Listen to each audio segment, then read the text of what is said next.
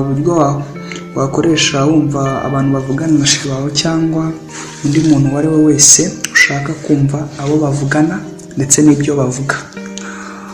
Icyo nakwibutsa ni ugukanda subscribe niba utari wayikanda, like, comment nazo ziba zikenewe kugira ngo tumenye aho dukosora ndetse n'ibyo utaha tuzababwiraho, kandi no kukazogera kugira ngo ukomeze gukurikirana ibiganiro byacu tubagezaho.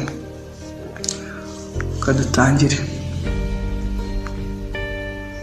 Kanda akanyenyeri 62 akanyenyeri kode y'igihugu uwo muntu aherereyemo ushaka kumva, kandika nimero ze. Suppose ko iyi nguyu ari sheri, izi ari nimero za sheri wanjye.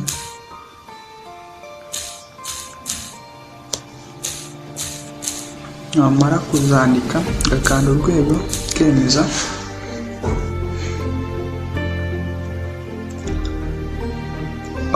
Reba ko batubwiye ko ibyo dukoze byabaye success. Kwiyandikisha ntibihagije, ngiye kubereka ubundi buryo wakoresha.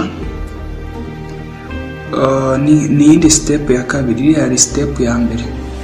Step ya kabiri ukanda akanyenyeri 002 urwego,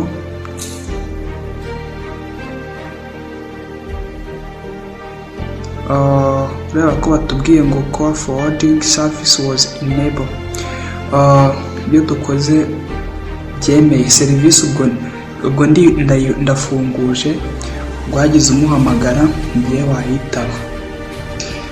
Ashobora kuba yayitaba ariko ngiye nkaba nakumva ibyo bavuga.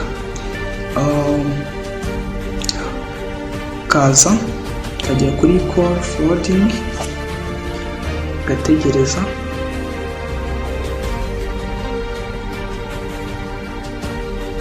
Gategereza amasegonda makeya cyane.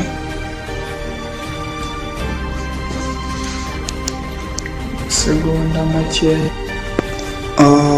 Hari ubundi buryo wakoresha kugira ngo ubashe kuba mu gihe sheri wawe wenda cyangwa undi muntu utagikeneye kuba wakumva amakuru ye.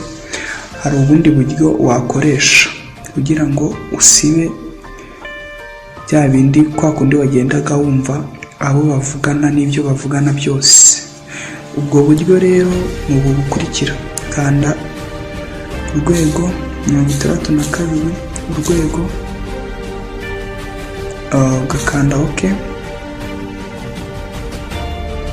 Reba ko hatubwiye ngo call forwarding service has been disabled.